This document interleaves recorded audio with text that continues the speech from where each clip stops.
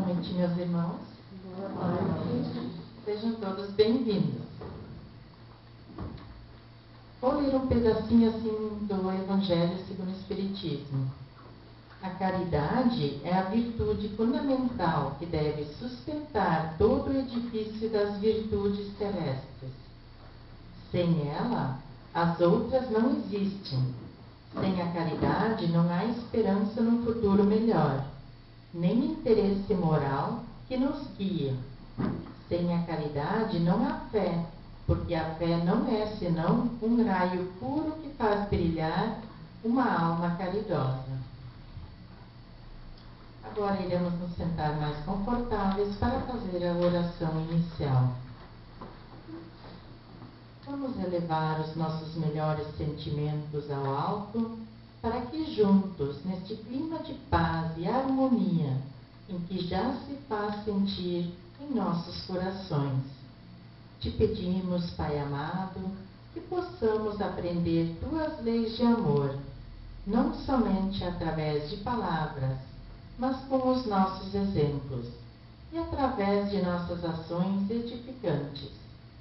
Unidos te pedimos que magnetize as águas colocadas nos frascos ao fundo e que nelas possamos encontrar muitas energias vindas de ti. Ilumine a palavra da nossa irmã Márcia, que com dedicação vai nos transmitir aquilo que estudou e aprendeu. Que Deus, nosso querido Pai, ilumine a todos nós. Que assim seja.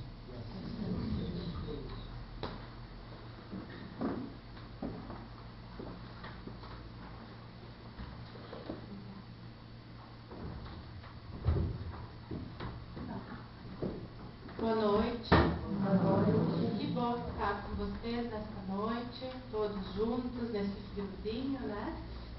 Mas eu quero lhes falar hoje sobre um cientista que estava muito preocupado com os problemas do mundo.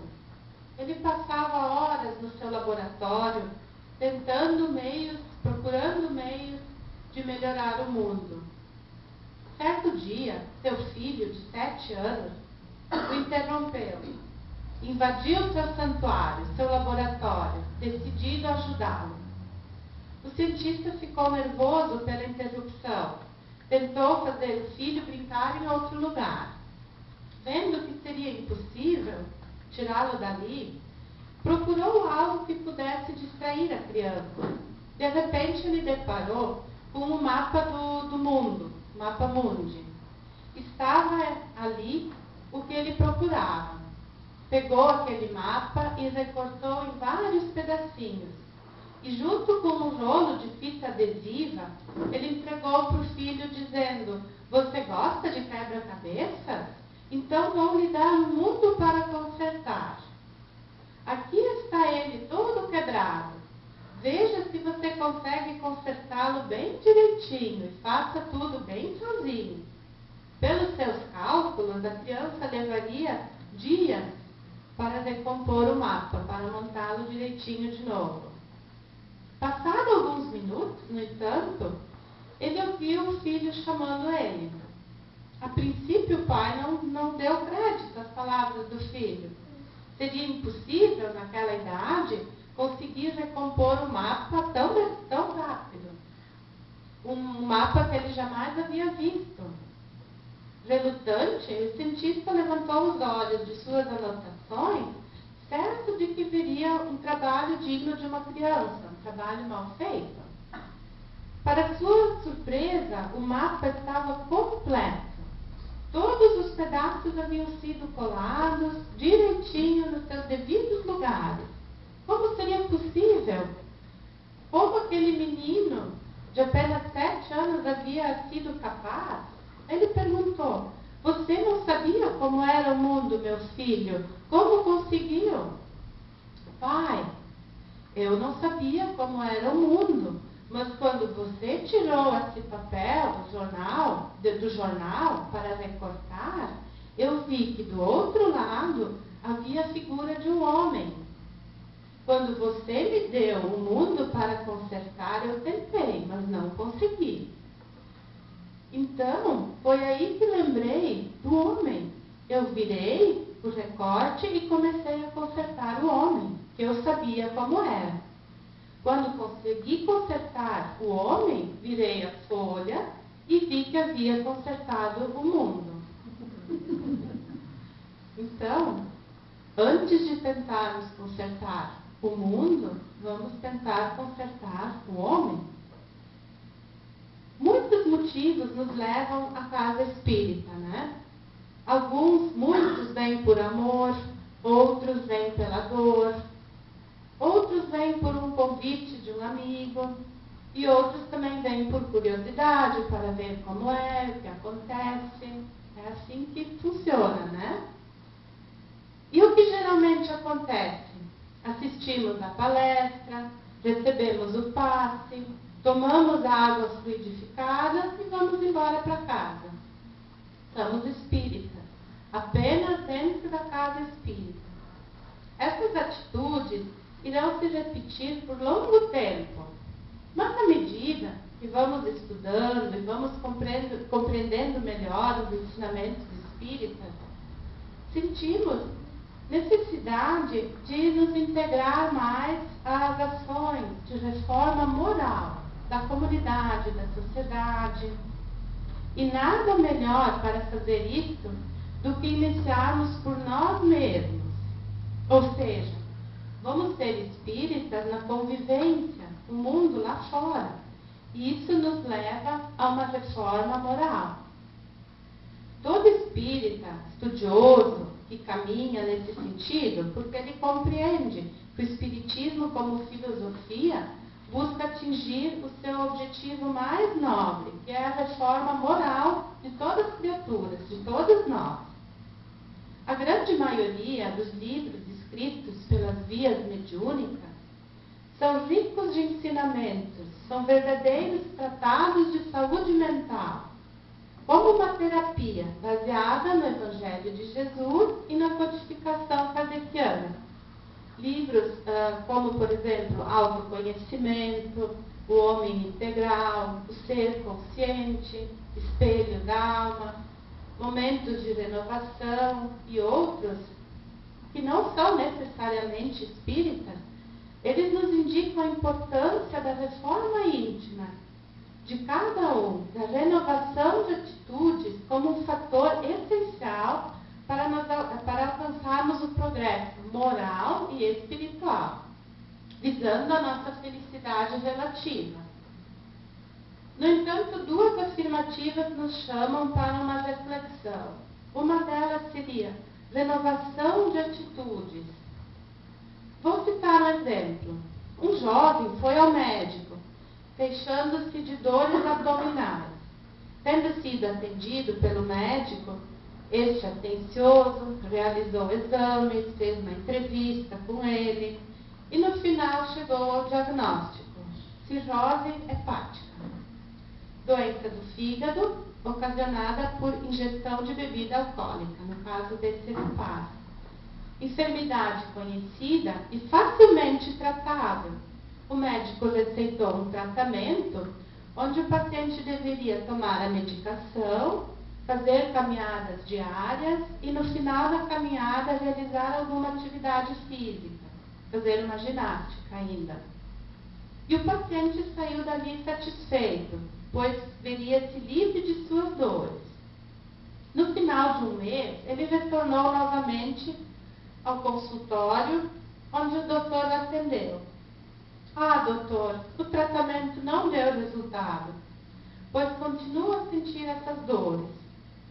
O profissional médico, ele estranhou, porque ele tinha confiança no seu diagnóstico e no tratamento que havia dado, e voltou a examiná-lo. O senhor tomou o remédio que lhe receitei?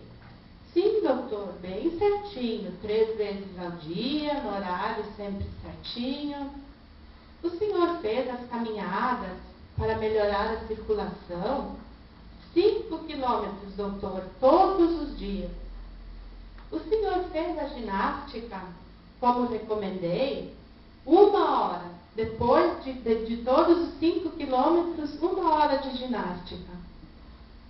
O senhor parou de beber? Não, doutor, continua doendo.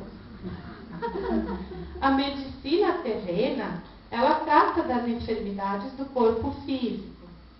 O espiritismo trata das enfermidades do espírito, estando ele encarnado ou não, né? O médico, ele nos escuta, analisa, faz exames, nos recomenda o tratamento. E a casa espírita também nos escuta, analisa, consola e também recomenda a mudança de atitudes, o que o rapaz da história não fez, né? Mas a casa espírita também tem o passe magnético, a água fluidificada, tem o atendimento fraterno. Mas assim como no caso do paciente enfermo, se quisermos melhorar mesmo, cumpre que façamos a nossa parte, mudando as nossas tendências negativas. Ou ficaremos indefinidamente tomando remédios, realizando caminhadas, fazendo ginástica, recebendo passes, tomando água fluidificada e a nossa dor não passará. Emmanuel, em uma de suas mensagens, nos diz assim: o pastor conduz o rebanho, mas as ovelhas andam com as suas próprias pernas. Outra afirmativa também que nos faz refletir é quanto à felicidade relativa. A felicidade não é deste mundo. Analisando esta afirmativa de Jesus Cristo, muitos apressados, inimigos do estudo e cultores do negativismo, atribuem que estamos aqui na Terra para sofrer, que aqui é um vale de lágrimas, que aqui só há dores e aflições. Semelhante afirmativa é no mínimo equivocada, porque inconsequentes são afirmativas inconsequentes, pois espalham o desânimo, espalham o pessimismo, a descrença. A nossa razão, no entanto, nos mostra que podemos e temos sim momentos felizes, mesmo no estágio evolutivo que nos encontramos. Pois quem não fica feliz, por exemplo, com um casamento, o nascimento de um filho, uma formatura, o primeiro emprego, no aniversário, quando recebemos um presente que tanto esperávamos? Jesus, que era um profundo conhecedor, não iria contrariar as leis naturais, negando estes fatos, quando ele afirmou essa frase, né? Ele se referia tão somente à felicidade plena, à felicidade total, aquele mundo que não existe mais sofrimento, que ainda não é o nosso mundo. Isso apenas é nos mundos felizes, nos mundos angélicos. Um dia nós chegaremos até lá, mas por enquanto nosso planeta ainda não está nessa fase. Sabemos então que para evoluirmos espiritualmente, temos que realizar a nossa reforma íntima. Mas algumas perguntas também nos deixam dúvidas. O que é a reforma íntima? Ela deve ser compreendida como a chave para o sucesso, para a nossa melhoria interior e, consequentemente, a nossa felicidade exterior. Mas para que serve? Renovar as esperanças interiores, tendo por meta o fortalecimento da fé, a solidificação do amor, a intensa busca pelo perdão, cultivo de sentimentos positivos e o aperfeiçoamento de cada um de nós. Mas o que devemos fazer? Realizar atos isolados, no dia a dia, levando-nos a melhorar as nossas atitudes, alterando para melhor a nossa conduta, aproximando-a tanto quanto possível do ideal cristão. Mas por onde começar? Vamos fazer uma autocrítica. Vamos começar pela autocrítica. Cada um de nós, bem dentro da nossa consciência, a gente sabe o que a gente faz de errado. A gente sabe os nossos defeitos. A gente não pode não falar, né? Mas a gente sabe. Lá no nosso íntimo, como nós podemos realizar a nossa reforma íntima? Embora uma linha de pensadores espíritas entenda que os meios de conseguir essa reforma é o esforço de cada um. Sim, é isso mesmo. Mas existem também obras literárias que estão repletas de indícios, de dicas que a gente pode utilizar.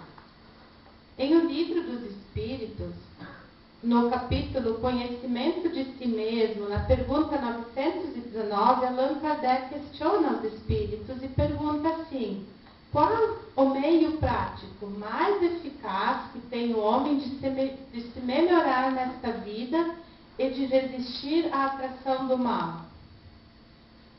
Um sábio da antiguidade disse: conhece-te a ti mesmo. Foi a resposta que Allan Kardec recebeu. Mas como Allan Kardec era um profundo conhecedor das deficiências humanas, ele investiga mais a fundo no desdobramento dessa questão e pergunta assim: conhecemos toda a sabedoria desta máxima, conhece-te a ti mesmo. Porém, a dificuldade está precisamente em cada um conhecer-se a si mesmo. Qual é o meio de consegui-lo? Pediu ele. O Espírito respondeu: fazei o que eu fazia quando vivi na terra. Ao fim de cada dia, interrogava a minha consciência. Passava revista ao que fizera e perguntava a mim mesmo se não faltara algum dever, se ninguém tivera motivo para de mim se queixar. E o Espírito que falou isso para Kardec, que deu essa resposta, foi Santo Agostinho. Isso está no Livro dos Espíritos. Parece resultar daí que o conhecimento de si mesmo é a chave para o progresso individual, para o nosso progresso. Esta é uma tarefa que compete a cada um, individualmente.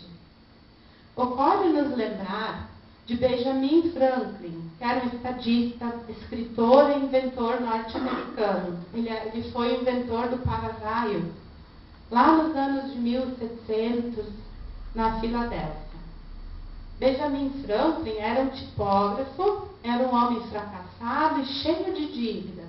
Achava que tinha aptidões comuns, mas acreditava que seria capaz de adquirir os princípios básicos de viver com êxito, se pudesse apenas encontrar o método certo. Método este que ele encontrou e relatou em seu livro, que foi relatado em seu livro, A Autobiografia de Benjamin Franklin. Ele, em sua juventude, era um homem de muita inteligência e perspicácia, apesar de ter estudado apenas até o 2º ano primário. Era ávido por conhecimento e lia muito. Estudava, escrevia ensaios e poesias. Estudava sobre tudo o que lhe interessava, principalmente sobre os grandes vultos da história de todos os tempos. Por isso mesmo ele tinha uma grande cultura e um conceito moral muito rígido. Ele cobrava a si mesmo, cobrava muito, bem como cobrava também dos outros a mais correta conduta. Em suas reuniões sociais, ele tecia críticas francas e ácidas sobre todos e comentava os deslizes de seus colegas, de seus amigos, sentindo um prazer muito grande em derrotar verbalmente os seus companheiros, seus amigos. Fato esse que ao longo do tempo deixou-o só, deixou-o isolado. Ninguém mais queria se aproximar dele nas reuniões, mas ele era obrigado, eles se obrigavam a convidá-lo pelo seu cargo político. Mas ele começou a sentir que as pessoas estavam se afastando dele. Aí, sentindo esse isolamento, ele conversou com um amigo. E ele comentou que as pessoas estavam sentindo aversão dele, não queriam mais convívio com ele. Então, ele, localizada a causa desse sentimento de aversão, com muita tenacidade que só as almas valorosas possuem, ele empreendeu uma luta acirrada no combate às suas próprias imperfeições. Mas, por mais que se esforçasse, controlava suas imperfeições, ele caía, controlava uma e caía na outra. Tropeçava. Então a situação não avançou. Era como se estivesse tentando reter a água com as mãos e a água escorria por entre seus dedos. O isolamento continuava e até piorava. Aí ele se lembrou de Napoleão Bonaparte, que adotava a estratégia de dividir para vencer. Como ele tinha um espírito inventivo, Franklin imaginou um método tão simples, porém muito prático. Qualquer pessoa, qualquer de nós poderia empregar. Franklin escolheu 13 princípios que ele julgava necessários para aprender e procurar a praticar. Ele escreveu esses 13 princípios, que seriam assim, 13 fatos que ele achou que ele precisava melhorar, né? Ele escreveu em pequenos pedacinhos de cartolina, com um breve resumo do que seria isso. E seriam os 13 princípios, então. Desse modo, ele podia percorrer a lista em 13 semanas. Cada semana ele pegava um dos princípios e trabalhava nesse princípio. E podia repetir isso 4 vezes por ano, né? Cada semana 13 princípios. Quando passava de um princípio para o outro, ele não podia esquecer do anterior. Tinha que sempre ficar recordando para não cair no erro de novo. E quando ele caía no erro, ele fazia uma marquinha atrás do cartão para se lembrar que ali ele precisava ainda melhorar. Manteve esse esquema dele em segredo, pois ele receava que os outros rissem dele. Ao fim de um ano, Franklin havia completado 4 vezes o curso e constatou que já buscava com naturalidade o controle de suas falhas, apesar de estar longe de chegar à perfeição. Este procedimento deu tão certo que ele usou isso durante toda a sua vida e começou a incluir mais princípios que ele foi encontrando. Mas os 13 princípios de Benjamin Franklin, tal como ele os escreveu e na ordem que ele os deu, são os seguintes. O primeiro era a temperança, que ele colocou assim: não coma até o embotamento, não beba até a exaltação. O número 2 era o silêncio. Não fale sem proveito para os outros ou para si mesmo. Evite a conversação fútil. O terceiro, ordem. Tenha um lugar para cada coisa. Que cada parte do trabalho tenha seu tempo certo. O quarto, resolução. Resolva executar aquilo que deve. Execute sem falta o que necessita. Frugalidade. Não faça despesas sem proveito para os outros ou para si mesmo. Ou seja, nada desperdício. O sexto, diligência. Não perca tempo. Esteja sempre ocupado em algo útil. Dispense toda atividade desnecessária. A sinceridade. Não use de artifícios enganosos. Pense de maneira reta e justa. E quando falar, fale de acordo. A oitava, justiça. A ninguém prejudique por mau juízo ou pela omissão de benefícios que são deveres. A moderação. Evite os extremos. Não nutra ressentimentos por injúrias recebidas, tanto quanto julga que o merece. O asseio. Não tolere falta de asseio no corpo, no vestuário ou na sua habitação. 11º, tranquilidade. Não se perturbe, pois com as coisas triviais, acidentes comuns ou inevitáveis. E a castidade era o 12º. Evite a prática sexual sem ser para a saúde ou para a procriação. Nunca chegue ao abuso, que o enfraqueça, nem prejudique a sua própria saúde, ou a paz de espírito, ou a reputação de outrem. E o 13º era a humildade. E ele só botou: imite Jesus e Sócrates. Se vocês desejarem experimentá-lo, esses princípios, sugere-se analisarem-se, cada um se analise, buscando em si mesmo aquelas deficiências mais comuns e corriqueiras que nós sabemos possuir, ou as qualidades que não temos e gostaríamos de ter, adaptando o método de Franklin às suas necessidades e ao interesse de cada um. Esses 13 eram os interesses dele. Nós devemos ter, sim, os nossos também.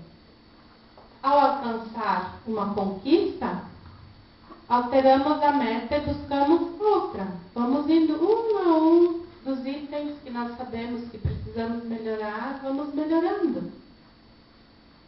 Então, assim, vamos estar cuidando sempre, vamos consertar um e tentar não incorrer nesse mesmo erro. Vamos para o outro. Este não é o primeiro e nem será o último método que foi inventado, que visa a melhoria das pessoas através da reforma íntima. Mas com certeza esse método nos aponta mais uma alternativa, que é palpável e bem simples, que está ao alcance de todos nós, se tivermos coragem e vontade de fazer e firmeza para empreender nessa luta para a nossa reforma íntima e para a nossa evolução. Não é um caminho fácil, não existe caminho fácil, mas é um caminho seguro. Em O Evangelho segundo o Espiritismo, no capítulo 17, Sede Perfeitos, Allan Kardec escreveu assim: reconhece-se o verdadeiro espírita pela sua transformação moral e pelos seus esforços que emprega para domar as suas más inclinações. Na Bíblia, também no Novo Testamento, Tiago, em suas epístolas, nos adverte e diz assim: fé sem obras é estéril. E vamos também lembrar do menino da história. Antes de tentarmos consertar o mundo, vamos consertar o homem. E vamos começar por nós mesmos. E com certeza o mundo também será melhor. Então, meus queridos, muito obrigado pela atenção. Que Jesus nos ilumine, nos guie. Muita paz para todos. E agora vamos nos preparar para receber o passe.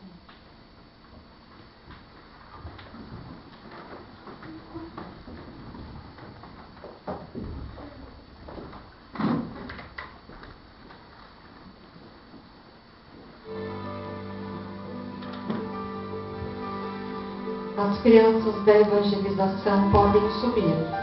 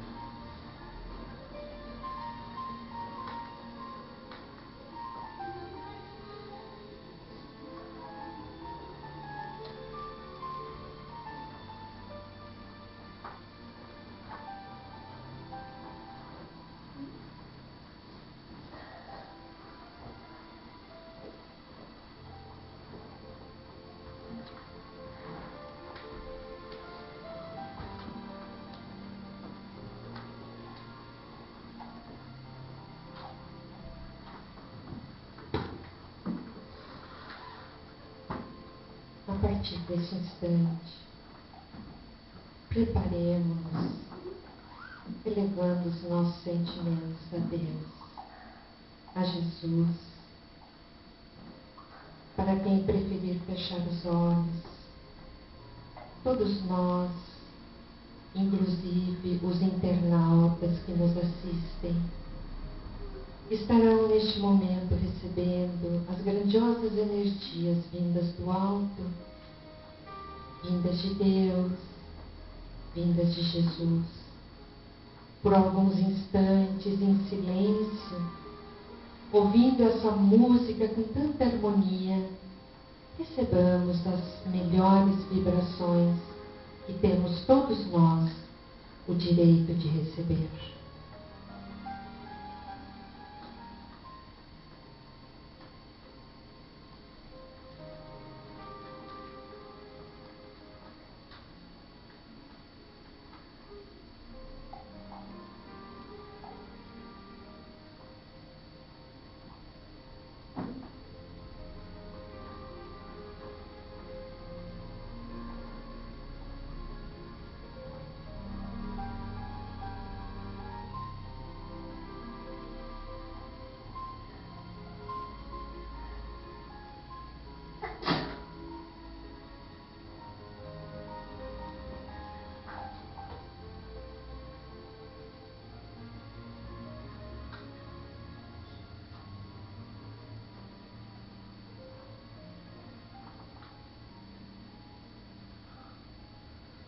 Senhor, a nossa gratidão enviamos em Tua direção por este momento tão magnífico que nos beneficia de forma tão grandiosa, quando recebemos de Ti, Pai amado, o fortalecimento, o reequilíbrio, a paz de que necessito para enfrentar as dificuldades do dia a dia, que são aprendizados, professores nossos, para que a nossa vida se torne melhor do que já foi.